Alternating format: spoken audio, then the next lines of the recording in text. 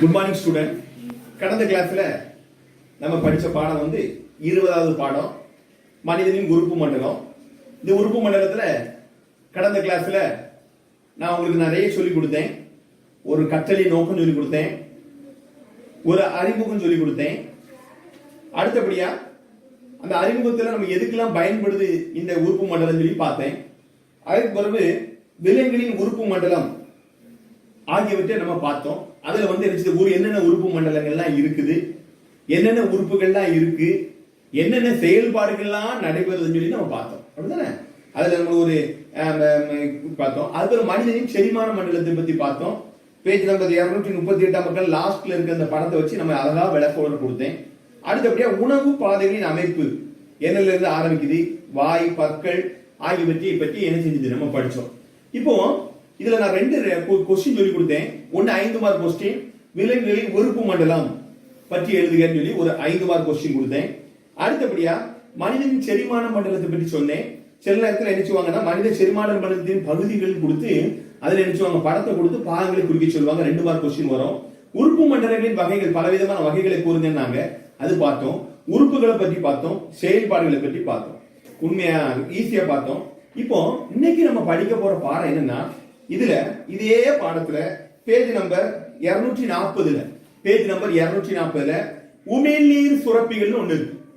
உமிழ்நீர் சுரப்பிகள். இந்த உமிழ்நீர் பேஜ் நம்பர் எடுத்து வச்சுக்கோங்க, 240. இதுல உமிழ்நீர் சுரப்பின்னு ஒண்ணு இருக்கு. உமிழ்நீர் சுரப்பிகள்.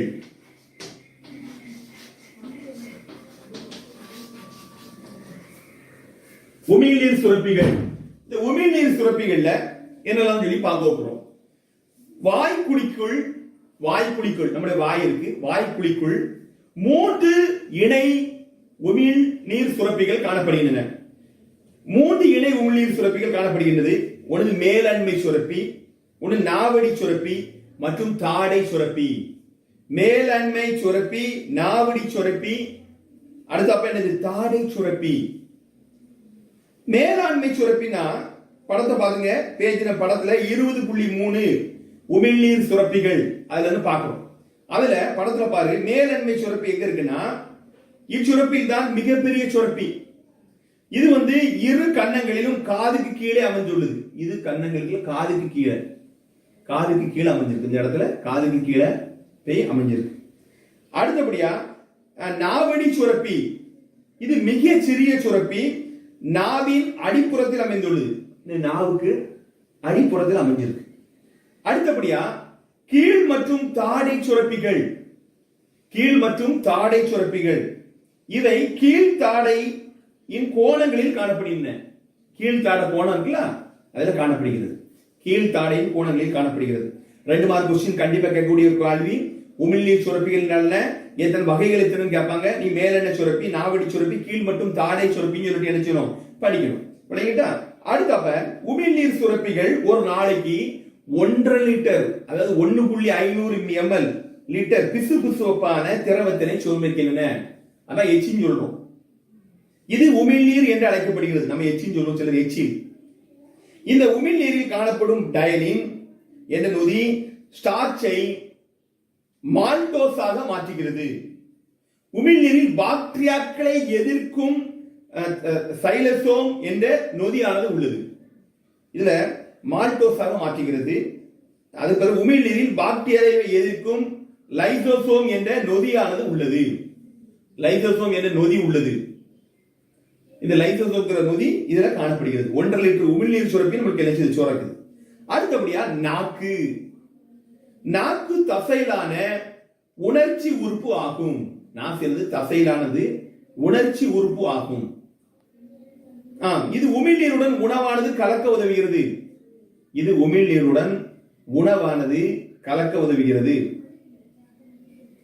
உணவின் சுவையை உணர்வதற்கு நாவில் உள்ள சுவை மொட்டுகள் உள்ளன. உணவில் சுவையை உணர்வதற்கு எவ்வளவு நல்ல சுவை இருக்கு அப்படின்னு சொல்லி பார்க்கிறதுக்கு சுவை மொட்டுகள் உதவின. உணவு கவனம் என்று அழைக்கப்பட்ட மென்மையாக்கப்பட்ட உணவானது நாக்கின் மூலம் உருட்டப்பட்டு தொண்டை வழியாக விழுங்கப்பட்டு உணவு குழாய்க்குள் கடந்து செல்கிறது. இவ்வாறு உணவானது விழுங்கப்படும் போது குரல் வளை மூடியானது தசையிலான மடல் போன்ற அமைப்புடைய தசையிலான குரல் வளையின் மூளை மற்றும் மூச்சு குழலின் துவக்கத்தில் அமைந்துள்ளது. மூச்சு குழலுக்குள் உணவு போய்விடாதபடி தடுக்கிறது. இந்த மூச்சு குழலுக்குள்ள உணவு போய்விடாத தடை பண்றது இதோடைய வேலை தான், நாக்குடைய வேலை தான். அடுத்தபடியா தொண்டை. அடுத்து தொண்டை, நாக்கை பற்றி படிச்சோம். அடுத்து தொண்டையை பற்றி படிக்க போறோம். தொண்டை என்பது மூக்கு மற்றும் வாய்க்கு பின்னால் காணப்படும் மென்படத்தால் கூடப்பட்ட குழி போன்ற அமைப்பு, ஒரு நீண்ட குழி. இந்த வாய்ப்பகுதியை உணவு குழலுடன் இணைக்கிறது. இது வாயிலிருந்து உணவானது உணவு குழலுக்கு கடந்து செல்லும் ஒரு பாதையாக பயன்படுகிறது.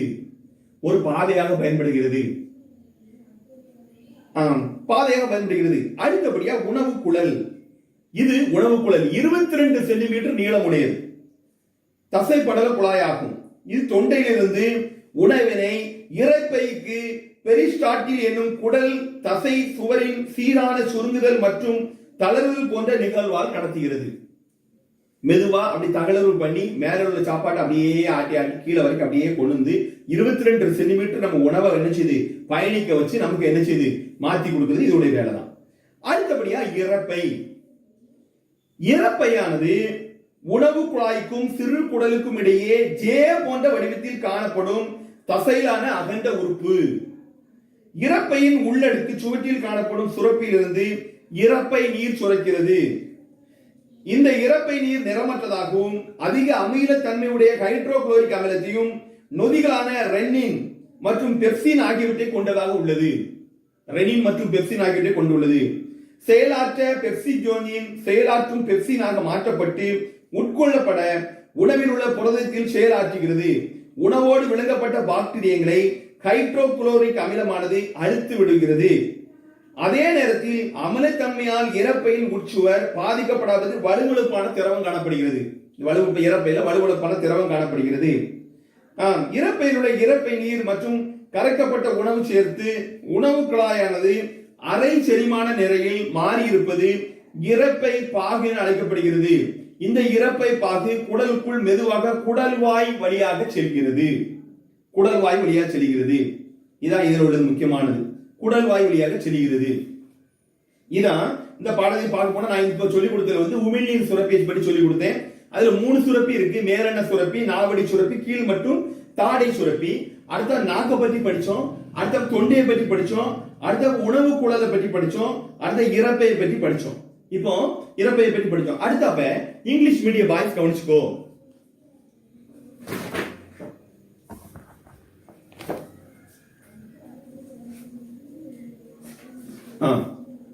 In this day, the unit number 20, organ system of animals. Last class, the learning objects. Next, the introduction. That is a organ system in animals. Human digestive system. Structure of alimentary canal.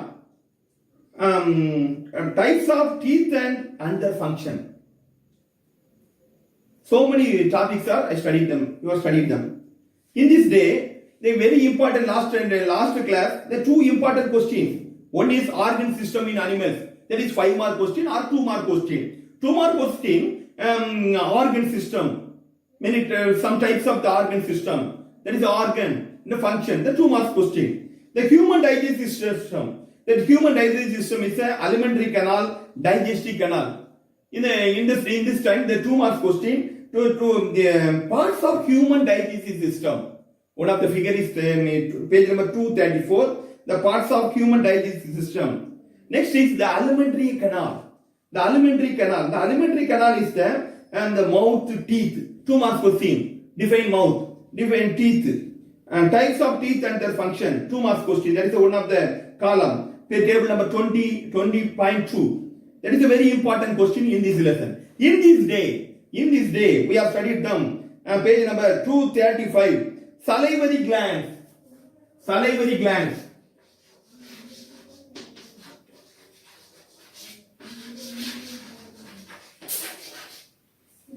is salivary glands. 3 pairs of salivary glands are present in the mouth cavity. 3 types of salivary glands present in the mouth cavity. They are parotoid glands, sublingual glands, and subbiliary and submandibular glands. Parotoid glands are the largest salivary glands. are the large salivary glands in the checks in front of ears, in front of the ears, 2 ears. That is in this area. There is a protodal glands are present in them. Next, sublingual glands. As the smallest gland, as the small glands in the beneath the tongue. Then there is a tongue. That is submaxillary glands and submandibular glands, like the angles of the lower jaw. That is a very important 2 mark question. Types of salivary glands. And the 3 types. The period glands.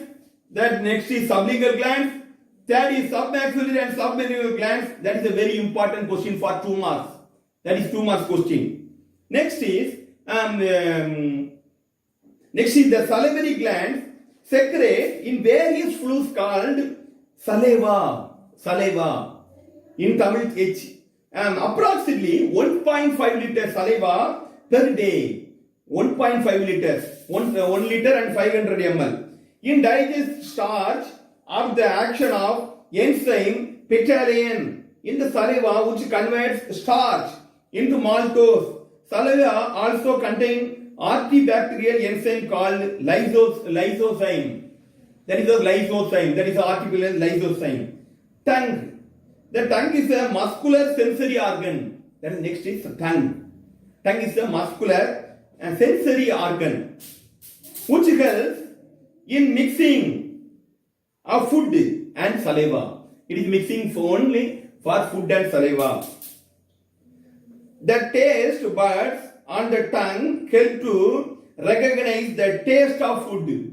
The masticated food in the buccal cavity become bolus, which is rolled by the tongue and passed through pharynx into the esophagus by swallowing. During swallowing, the epiglottis closes and prevents the food from entering the trachea, windpipe. That is windpipe. That is the next is pharynx. The pharynx is the membrane linked cavity between the nose and mouth. Connecting them the esophagus, the serves as a pathway for the movement of food from mouth to esophagus. The next is esophagus. Esophagus are the food pipe in muscular membranes. Canal about 22 centimeter. That is the long is 22 centimeter in length. It contains food from pharynx to the stomach by petrolysis, produces a rhythmic construction, relaxation, muscular walls and alimentary canal. Next is stomach. The stomach is a wide J-shaped muscular organ located between esophagus and small intestine. The gastric gland present in the inner walls of the stomach secrete gastric juice. The gastric juice is the colorless, highly acidic, containing mucus, hydrolytic acid, and enzyme rennin and peptine. Inactive pepsinogen is converted to the active pepsin, which acts on the proteins and lingual food. Hydrochloric acid kills the bacteria swallowed along the food and makes the medium acidic while the mucus protects the wall of the stomach. The action of the gastric juice and changing the food of the stomach convert into the bolus into the 4 semi-digested called chyme. The chyme moves to the intestine slowly through the pilobes. That is a very important. In this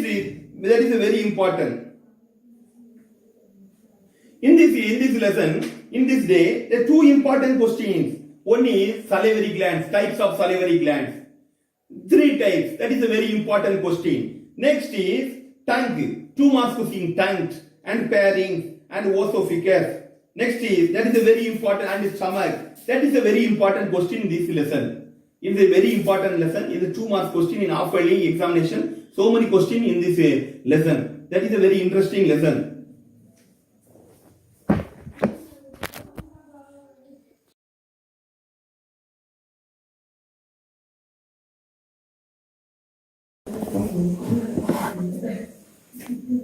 அடுத்து அப்ப நம்ம பார்க்க போறது சிறுகுடலை பற்றி பார்ப்போம். சிறுகுடல் அடுத்த அப்ப நம்ம பார்க்க போறது சிறுகுடல். சிறுகுடல் நீ பார்க்க போனா சிறுகுடலை பற்றி போயிருக்கோம். சிறுகுடல் உணவு கால்வாயில் மிகவும் நீளமான பகுதி சிறுகுடல் ஆகும். உணவு கால்வாயில் மிக நீளமான பகுதி சிறுகுடல் ஆகும். இது 5 முதல் 7 மீட்டர் நீளமுடைய சுருண்ட குடல் ஆகும். 5 முதல் 7 மீட்டர் நீளமுடைய சுருண்ட குடல். சிறுகுடல் வந்து சுருண்ட குடல். இக்குடல் 3 பகுதிகளை கொண்டுள்ளது. இது 3ஆ பிரிச்சு வச்சிருக்காங்க. ஒன்னு முன் சிறுகுடல், முன் சிறுகுடல் சிறுகுடலின் மேல் பகுதியில் இருக்கும். இது சி வடிவத்தில் காணப்படுகிறது. இந்த சிறுகுடல் மேல் பகுதிக்கு சி வடிவத்தில் காணப்படுகிறது. பித்த நாளமும் கணைய நாளமும் இணைந்து டியோடினத்தில் திறக்கின்றன. பித்த நாளையும் கணைய நாளமும் இணைந்து டியோடினத்தில் திறக்கின்றன. அடுத்தபடியா இது முன் சிறுகுடல். அடுத்தபடியா நடு சிறுகுடல். சிறுகுடலின் நடுப்பகுதி ஜெஜனமாகும். இது சிறுகுடலின் சிறிய பகுதியாகும். சிறுகுடல் சுரக்கும் சுரப்பு பொருள் சிறு குடல் நீர் ஆகும். சிறு குடல் நீரில் சுக்ரோஸ், மால்டோஸ், லாக்டோஸ் மற்றும் லிப்பேஸ் போன்ற மதிகள் காணப்படுகின்றன. இது நடு சிறுகுடல். இது நடு சிறுகுடல் சொல்றோம். ஒன்று முன் சிறுகுடல், அது சி வடிவ அமைப்பில் இருக்கும். அடுத்து நடு சிறுகுடல், அது ஜெஜினம் என அழைக்கப்படுகிறது. இதுல மால்டோஸ், லாக்டோஸ், லிப்போஸ் போன்ற நொதிகள் காணப்படுகிறது. அடுத்தபடியா பின் சிறுகுடல். இது இலியம். சிறுகுடலின் அடிப்பகுதியில் இருக்கும் இப்பகுதி பெருங்குடலில் திறக்கிறது. இலியம் சிறுகுடலின் அதிக நீளமான பகுதியாகும். இவைகளில் மிகச் சிறிய விரல் போன்ற நீட்சிகள் காணப்படுகின்றன. குடல் ஒவ்வொன்றும் 1 மில்லிமீட்டர் நீளமுடைய குடல் உறிஞ்சிகள் என்று அழைக்கப்படுகின்றன. இவற்றின் மேல் உணவானது உட்கிரகிக்கப்படுகிறது. சிறுகுடலில் ஏறக்குறைய 4 மில்லியன் குடல் உறிஞ்சிகள் காணப்படுகின்றன. இது உட்பகுதியில் மெல்லிய இரத்த குழாய்களும் நிணநீர் கொண்ட குடற்பால் குழாய்களும் காணப்படுகின்றன. சிறுகுடலானது செரிமானம் மற்றும் உறிஞ்சுதல் ஆகிய 2 செயல்களை செய்கிறது. செரிமானத்தையும் செய்கிறது, உறிஞ்சுற வேலையும் செய்கிறது. இவை 2 செரிமான சுரப்பி சார்களான பித்த நீரை கல்லீரலில் இருந்தும் கணைய நீரை கணையத்திலிருந்தும் டியோடினத்திலிருந்து பெறுகின்றன. இது குடல் சுரப்பிகள் குடல் சாறுகளை சார்ந்து இருக்கின்றன. குடல் சாரோட சேர்ந்து இருக்குது. அடுத்து இந்த பைப்பு பார்த்தோம். இதுல சிறுகுடலை பற்றி படிச்சோம். சிறுகுடத்துல வந்து 3 வகை இது இருக்குன்னு சொன்னேன். ஒன்னு மின் சிறுகுடல், இன்னொன்று நடு சிறுகுடல், பின் சிறுகுடல். டியோடினம், ஜெஜினம், இலியம் போன்றவைகள் காணப்படுகின்றன. இதுல வந்து என்ன செய்யுது, குடல் உறிஞ்சிகள் காணப்படுகிறது. சி வடிவத்தில் அமைஞ்சிருக்கு. 1 மில்லிமீட்டர் நீளத்தில் அமைஞ்சிருக்குது. என்ன செய்யுது, வரக்கூடிய ஒரு 2 மார்க் 5 மார்க் கொஸ்டின் கேட்பாங்க. சிறுகுடலை பற்றி எழுதுன்னு சொல்லுவாங்க. அப்ப 5ல 7 மீட்டர் நீளம் கூட சுரண்ட குழாயி முன் சிறுகுடல், நடு சிறுகுடல், பின் சிறுகுடல் ஆகியவற்றை கொண்டுள்ளதுன்னு எழுதணும். அடுத்து அப்ப நம்ம பார்க்க போறது கல்லீரலை பற்றி பார்க்க போறோம்.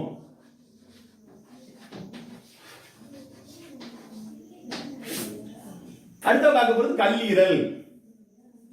கல்லீரல் உடலில் காணப்பட மிகப்பெரிய செரிமான சிறப்பி கல்லீரல் ஆகும். செரிமானத்தை கொடுக்கிறது இந்த கல்லீரல் தான். இது செம்மண் நிறத்தில் காணப்படும். சிவப்பு மண் நிறத்துல தேரி மண் நிறத்தில் காணப்படும். இது வலது மற்றும் இடது என 2 கதும்புகளில் பிரிக்கப்பட்டுள்ளது. வலது கதுமானது இடது கதுமை விட பெரிதாகும். வலது கதமானது இடது கதவை விட பெரிதானதாகும். இது தற்காலிகமாக பித்த பையில் சேகரிக்கப்படுகிறது. பித்த நீரானது உணவு உட்புறம் நேரத்தில் சிறு குடலுக்கு வெளிப்படுகிறது. பித்த நீரில் பித்த உறுப்புகளும் மற்றும் பித்த நிறமிகளும் காணப்படுகின்றன. பித்த உப்புகள் பால் மாக்கள் திவலைகள் என சிறு சிறு திவலைகளாக மாற்றப்பட்டு கொழுப்பு செரிக்க வைக்கப்படுகிறது என்ற செயலின் அடிப்படையில் கொழுப்பு செரித்தலுக்கு உதவுகின்றன. இந்த கல்லீரலுடைய வேலை பார்த்து கொழுப்பு செரித்தலுக்கு பயன்படக்கூடிய ஒரு கருவியா இருந்திருக்கு. இது ஒரு செரிமான சுரப்பி. இல்ல 2 மார்க் கொஸ்டின்ல கண்டிப்பா கேட்கக்கூடியது. இந்த கல்லீரலுடைய பணிகள் எடுக்கப்பட்டிருக்காங்க. இந்த சர்க்கரை மற்றும் அமினோ அமில அளவை கட்டுப்படுத்துகிறது. சர்க்கரை அளவு, குளுக்கோஸ் அளவு, சுகர் என்ன சொல்றோம், சர்க்கரை வியாதி, சுகர் வியாதின்னு சொல்லுவாங்க. இந்த ரத்த சர்க்கரை அமினோ அமிலத்தை குறைக்கிறது இதுதான். கருவில் சிவப்பு ரத்த அணுக்களை உருவாக்கும்.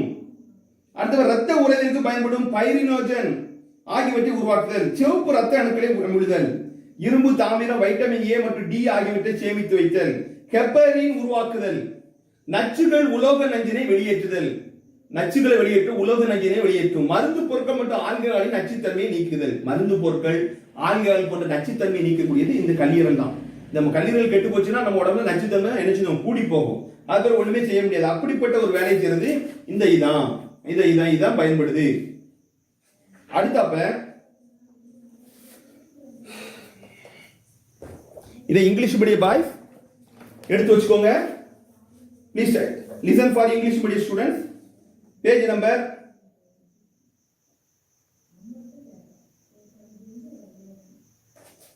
236. Small intestine. The small intestine.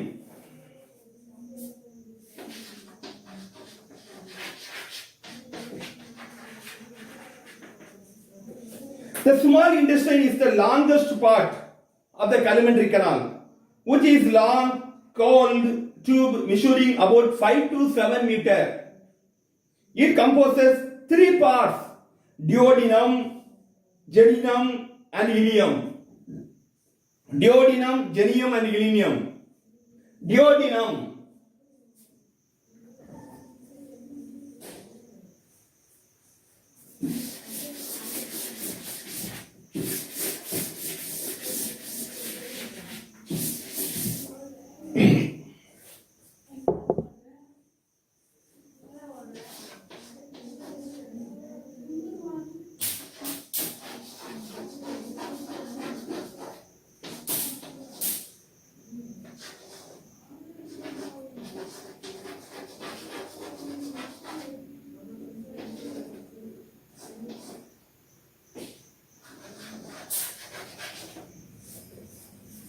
First is duodenum.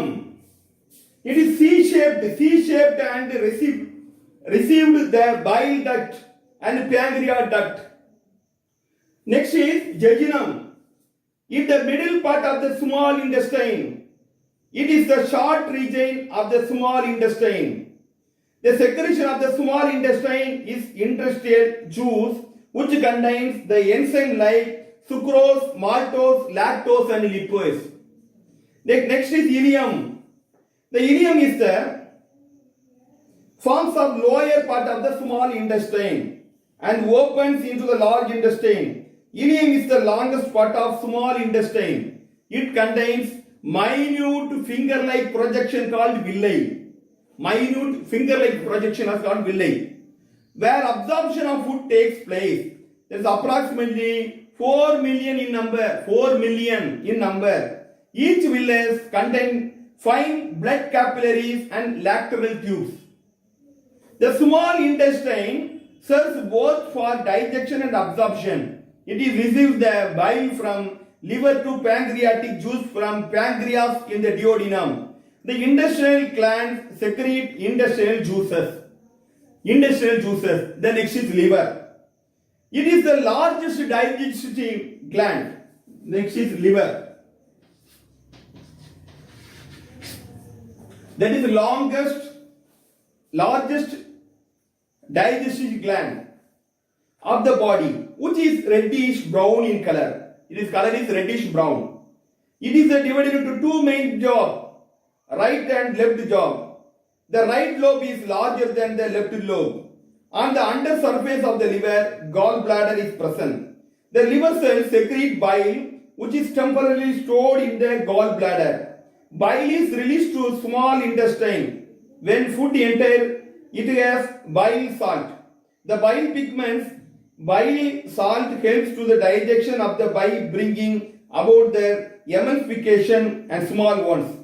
Function of the liver: controls blood sugar of amino acid levels, synthesizes fetal red blood cells, produce fibrinogen and protoplasmin used for clotting of blood, destroys red blood cells, stores iron, copper, vitamin A and D, produces herbarium, excretes toxic and metallic poison, detoxification substance including drugs and alcohol. That is a small. It is a very important question for in half-yearly examination. That is a duodenum 2 mark question, jejunum 2 mark question, ileum 2 mark question. Function of the liver 5 mark question. The liver, explain the liver 2 marks 5 mark question. The liver, the function of the liver. That is very important question for half-yearly examination. Thank you.